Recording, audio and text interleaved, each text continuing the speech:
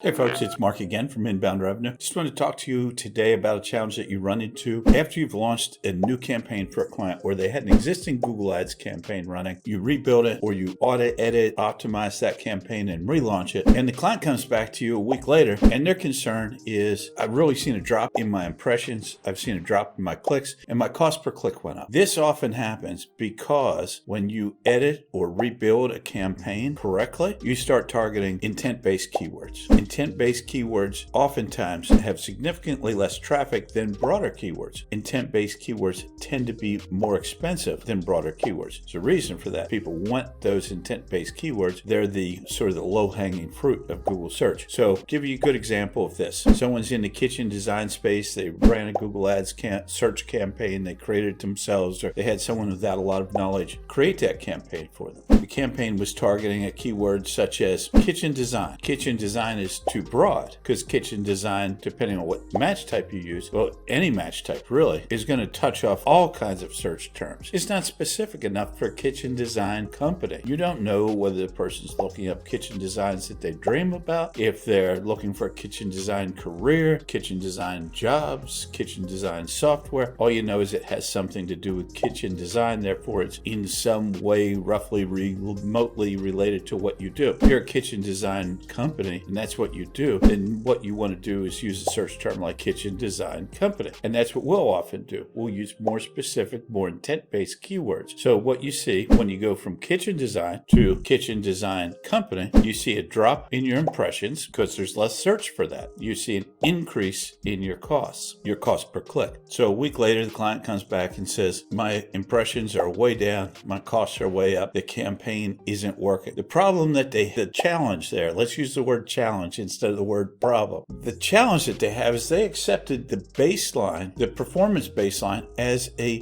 bad campaign, as their performance baseline. So what they're saying is, if I compare you to a previous bad, poorly structured, badly built campaign, your performance is different. What you have to do is go back to the client and educate them and say, the problem is you're measuring, first of all, the old analogy, apples and oranges. We're measuring two different things. First of all, the baseline that you're using was not a good baseline. If the campaign was performing, we would not be here now managing your Google Ads campaign. So they just see that impression drop, cost per click go up, boom, they come back to you and say, my campaign's not functioning as well as it did last week. Now, if all our clients just wanted lots of impressions and cheap clicks, we could do that all day long. What are the metrics that we're really looking for? How many conversions did we get? What is the cost per conversion? Now, this is a great opportunity, especially if you use more intent-based keywords and you used, let's say, exact match keywords. It's a great opportunity to educate the client on what Google Ads really costs, because those competitive keywords that they want for their exact service in their exact location are the keywords that they want. They're the ones they want to be targeting. The keywords that they had in their old campaign are not the ones they want to be targeting. So now you can have that conversation. This is what it costs to be in this market that you want to be in. You can choose not to be in it, but just saying, I'm going to go after keywords that are cheaper, that aren't going to bring me a result, isn't really being in the market. That's just giving money to Google. So it's a perfect opportunity to educate your client. And if you're moving from someone who was running a campaign of their own, or one that someone else built that wasn't properly structured, wasn't built right, it might be a good idea to proactively say, when you see our campaign perform in a week or two,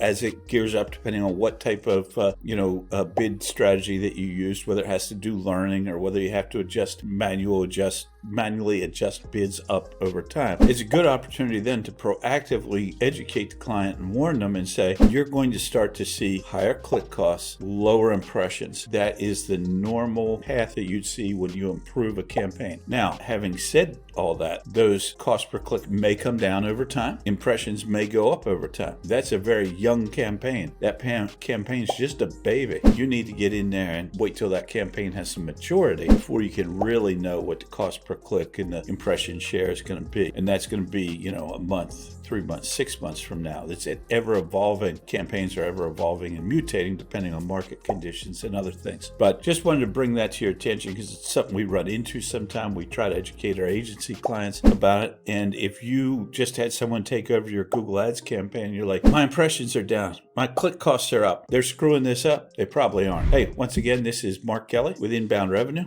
If you liked this video, subscribe to the channel. Reach out to me. I'm on Facebook all the time, Twitter, LinkedIn, anywhere. You can find me. Or go to inboundrevenue.com. Talk to y'all soon.